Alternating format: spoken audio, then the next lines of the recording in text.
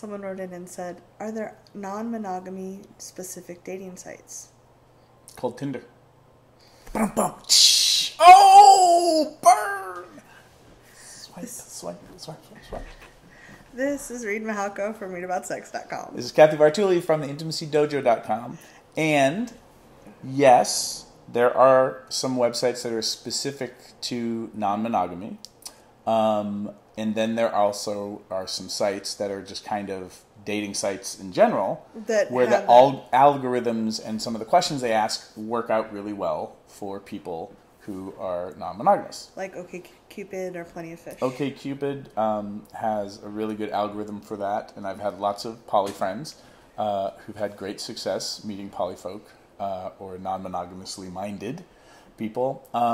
There is Cotango with a K-O, Tango, and that is a site that was started by Christopher Ryan from the Sex at Dawn. Sex at Dawn, and also Polly Superstar, who created or was one of the co-founders for Mission Control, San Francisco, and Kinky Salon, which is now a global kind of thing. So that is a specifically polyamory, non-monogamy minded dating site. Then there are adult sites for swingers and things like that, like Cassidy.com with a K. I really like those people. But then we can get into a whole debate about swinging and whether swinging is actually, if that's a dating site or if that's a swinging site for couples. But that's not the focus of this video. And then there are also some pretty famous cheating websites out there, which is another version of non-monogamy. I don't advocate for that because I'm all about transparency and communication. So I won't name any of those websites.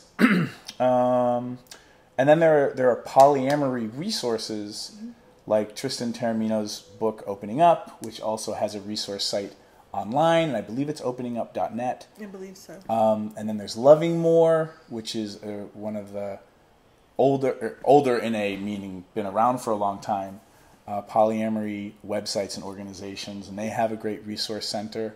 And then there's all kinds of like meetups and things like that, where you can meet non-monogamously minded folks, and also and then there's the whole kink world, where and then this is a conversation about what's the difference between dating and community building and meeting people that you may want to you might be romantically or non-monogamously interested in. Yeah, like in Dallas, where I was for a long time, there was a North Texas Poly, and they would have different meetups, like a potluck dinner, and it was a great way to meet people and also just get connected with the community as well. So, things like that. And then we could talk about hookup sites, and because that's a different form of non-monogamy.